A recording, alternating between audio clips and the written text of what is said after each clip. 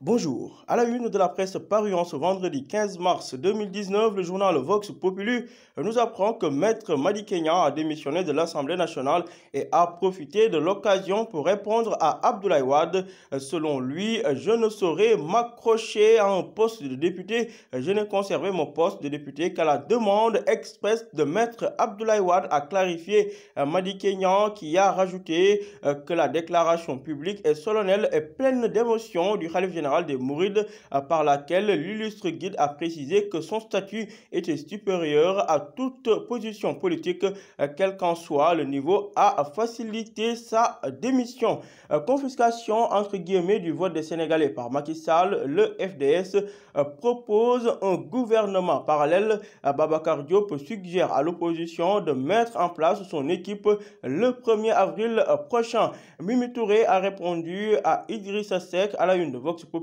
Selon Aminata Touré, Idi est un mauvais perdant, diffuseur de faux résultats. À sa place, il la connaît et on lui remettra chaque fois que de besoin. À la une du journal Le Quotidien, droits de l'homme au Sénégal, la note peu diplomatique des USA, titre mes confrères. Les Américains, dans un rapport de 27 pages, déplorent l'absence d'enquête sur les cas de violation ainsi que des cas d'impunité notés sur certains dossiers judiciaires.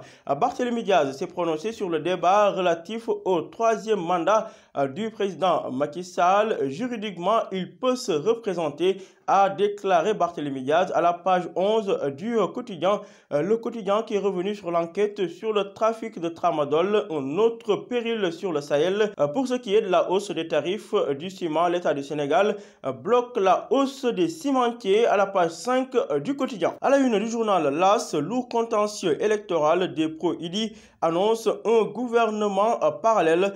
Pendant ce temps, l'AS est également revenu sur ces nouvelles voix du président Macky Sall, des voix qui devraient compter lors du prochain quinquennat. Il s'agit de Pape Malick Ndour, Mamadou Ndione, Pape Mao Diouf, Karim Fofana ou encore Khafor Touré. Momar Ndao, le président de l'ASCOSEN, s'est prononcé sur les bouillons. Les bouillons exacerbent les maladies cardiovasculaires selon lui. Et puis, naufrage en haute mer, une collision de navires fait un mort et 2 disparus. Le journal LAS qui est revenu sur les performances de Sadio Mané à Liverpool. Son coach lui dédie même une chanson. D'autre part, Abdou Latif Coulibaly, le ministre de la Culture, de dire que l'islam et le christianisme ont pulvérisé nos valeurs héritées de nos ancêtres. À la une du journal L'Observateur, le président poursuit ses voyages en attendant sa prestation de serment. Macky Sall dans des airs de quiétude.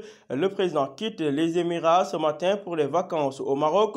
Sénégalaise tuée en Angleterre, l'on parle de Lalla Camara. Moustapha Dia, le présumé meurtrier, réfute l'accusation de meurtre contre la jeune Lalla Camara. La famille de Lalla Camara, de son côté, réitère la thèse du vol d'ordinateur.